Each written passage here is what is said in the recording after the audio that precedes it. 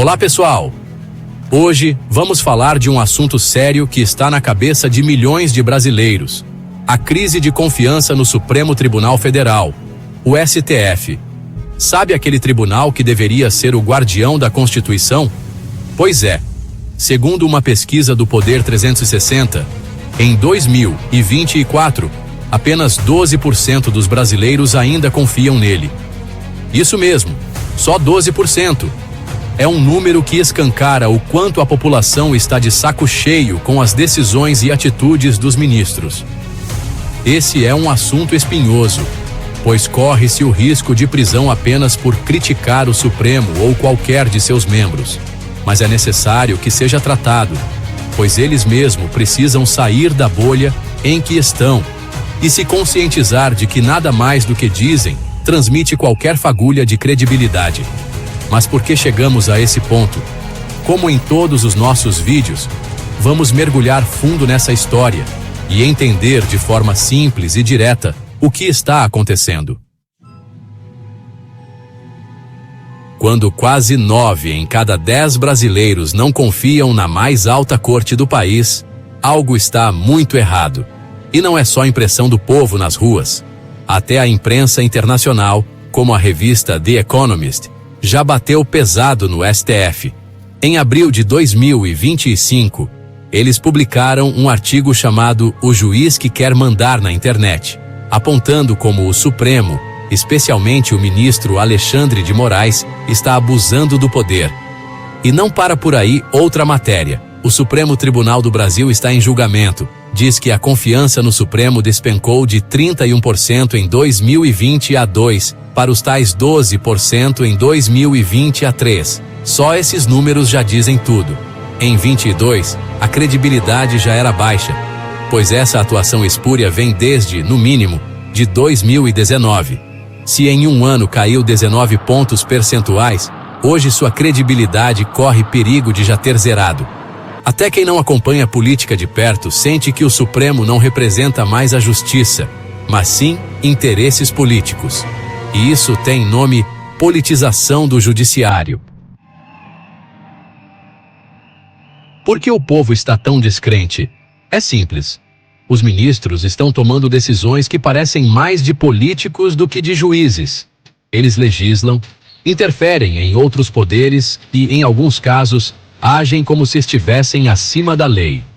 Vamos olhar mais de perto alguns exemplos, ministro por ministro, para entender como cada um contribui para essa crise. Vamos começar com o ministro Alexandre de Moraes, que talvez seja o mais criticado. Ele é o cara por trás do inquérito das fake news, que muitos juristas chamam de inconstitucional, porque o inquérito foi aberto ilegalmente por Toffoli, para impedir que notícias como a do antagonista, intitulada "O amigo do mau pai", fossem publicadas. Também de forma ilegal, Toffoli entregou a condução desse inquérito a Moraes, que se transformou em promotor, investigador, encarcerador e juiz, mandando prender milhares de pessoas se sequer uma acusação formal, sem passar pelo Ministério Público. A Gazeta do Povo publicou um artigo em 2021, mostrando que ele autorizou buscas domiciliares sem base legal clara, algo que fere a Constituição. E tem muito mais, mas citamos apenas alguns casos. Em 2024, Moraes mandou bloquear a plataforma X no Brasil por mais de um mês. Suspendeu contas da Starlink e removeu centenas de perfis pró-Bolsonaro. A The Economist chamou isso de poderes surpreendentemente amplos, dizendo que ele age como se fosse o dono da internet. Isso é papel de juiz ou de censor? Atualmente, Moraes conduz, a toque de caixa, o chamado processo do golpe de Estado, que até os postes, que agora já fazem xixi no cachorro, sabem que nunca houve golpe nenhum. O ministro Gilmar Mendes é aquele juiz que se gaba de experiência política. Ele já disse em entrevistas que usa sua experiência política para decidir casos. Peraí, experiência política? Um juiz do Supremo, que deveria ser imparcial e julgar políticos, não pode se guiar por política. Isso é um tapa na cara da democracia. Mendes também é conhecido por decisões que favorecem poderosos, como quando soltou o ex-governador do Rio, Antony Garotinho, e outros réus da Lava Jato.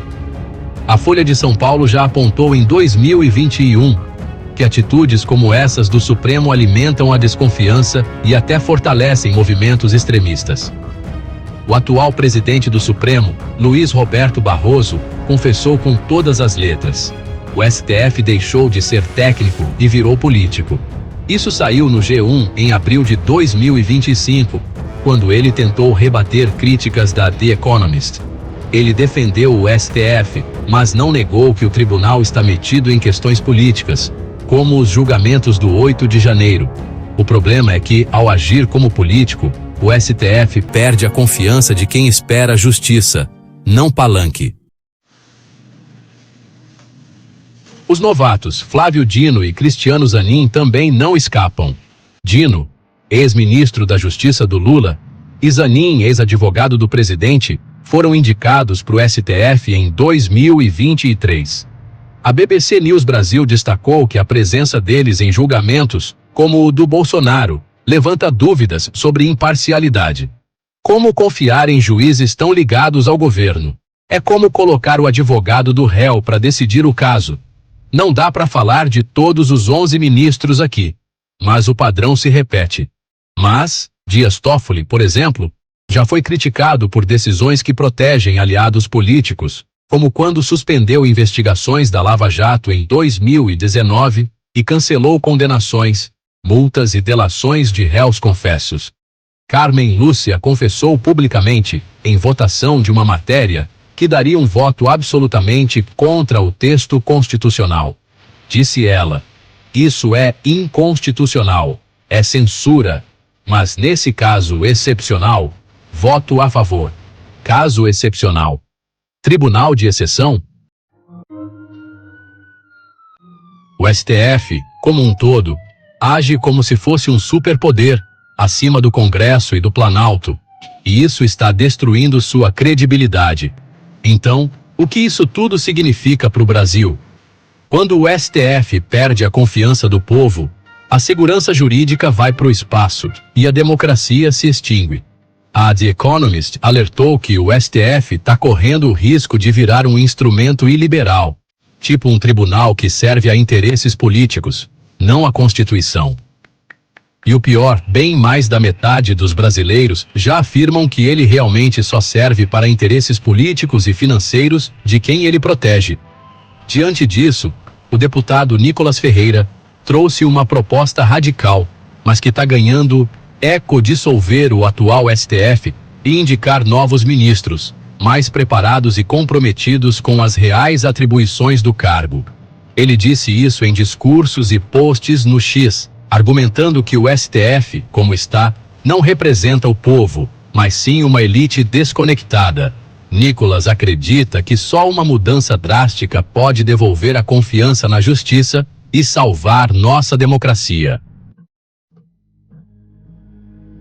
Pessoal, o STF deveria ser o pilar da nossa democracia, mas hoje é nossa maior fonte de desconfiança.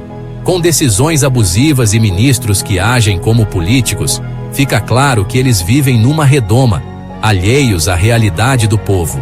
Não é à toa que até o governo americano prepara sanções duras não só contra Alexandre de Moraes, mas a várias outras autoridades brasileiras, inclusive outros juízes.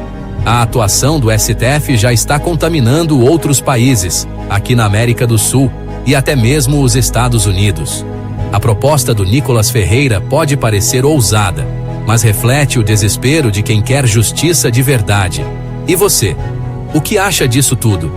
Compartilhe este vídeo, junte-se a essa conversa e vamos juntos construir um Brasil melhor. Seu like, comentários e compartilhamentos desse vídeo ajudam muito na evolução do canal. Muito obrigado. Não perca a série Estratégia para um Futuro Livre do País. São 7 episódios para entender o que trava o Brasil e como mudar isso de verdade. Tá na tela. Clica em confira e começa agora com o primeiro vídeo, com o título Por que o Brasil não sai do lugar? O Brasil merece melhor futuro.